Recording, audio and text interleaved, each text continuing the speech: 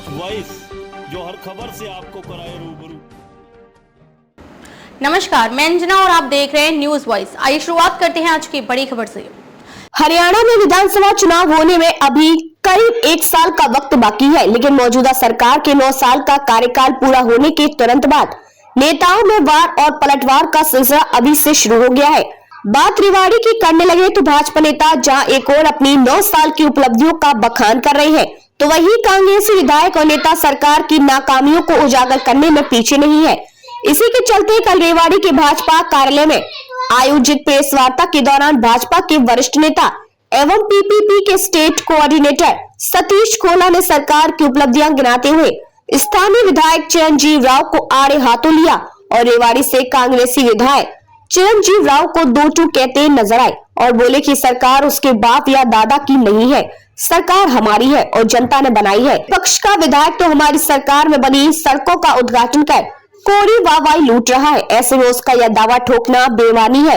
उन्होंने कहा कि कांग्रेस के शासन में सड़कों के निर्माण में बहुत बड़ा भ्रष्टाचार होता था और यहाँ तक कि अनेक सड़कों के निर्माण का भुगतान 3-3 बार तक किया गया था, लेकिन हमारी सरकार पूरी पारदर्शिता और ईमानदारी के साथ विकास कराया जा रहा है। इतना ही नहीं, बीजेपी के जिला प्रभारी ने तो स्थानीय विधायक को अयोग्य करार दे दिया, तो विधायक चिरंजीव राव कहाँ पीछे रहने वाले थे। रेवाड़ी में वाल्मीकि जयंती को लेकर आयोजित कार्यक्रम के दौरान पत्रकारों से बातचीत में उन्होंने भी भाजपा सरकार पर कम तीखे प्रहार नहीं किए और अकेले परिवार पहचान पत्र को लेकर सरकार को सवालों के घेरे में खड़ा कर दिया।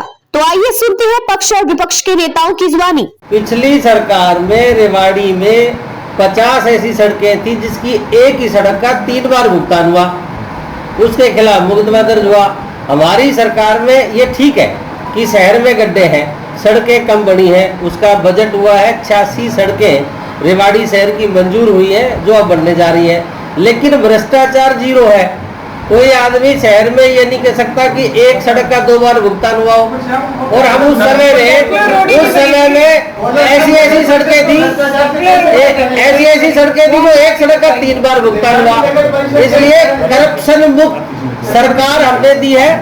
इसमें कहीं थोड़ी बहुत कमी हो सकती है, उस कमी को पूरे करने के लिए मुख्यमंत्री जी ने सड़कों के लिए अलग बजट मांगा है, 25 करोड़ का बजट अलग दिया है। और इससे बड़ी बात क्या होगी कि विपक्ष का विधायक हमारी सरकार में हमारी सड़कों का उद्घाटन कर रहा है और दावा ठोक के कह रहा है कि ये सड़क मैंने बनाई है। सरकार उसके बाप की है क्या? सरकार उसके दादा की है क्या? सरकार हमारी है, आप लोगों ने बढ़ाई है।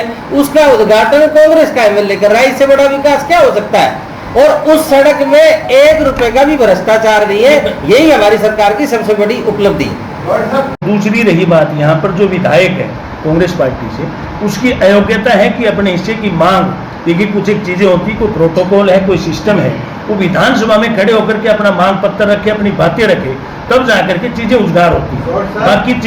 बाकी चीजें जो हमारे सामने आती हैं, पब्लिक डोमेन की जो चीजें हमारे सामने आती हैं, उनका पूरा करने का काम करते हैं।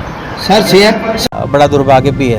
अभी भाजपा कार्यालय में प्रेस कॉन्फ्रेंस हुई, पीपी कोऑर्डिनेटर सतीश खोला कहते हुए नजर आए कि रेवाड़ी विधायक के बाप की सरकार नहीं है, जो काम भाजपा ने करे उसके रिबन काट रहे हैं। देखिए, आप लोग स्वयं जानते हैं कि अयाशी कंपनी जो है, जिसने परिवार पहचान पत्र का पिछले 9 साल के अंदर काम किया था, उसको अभी इस सरकार ने ब्लैक लिस्ट किया है।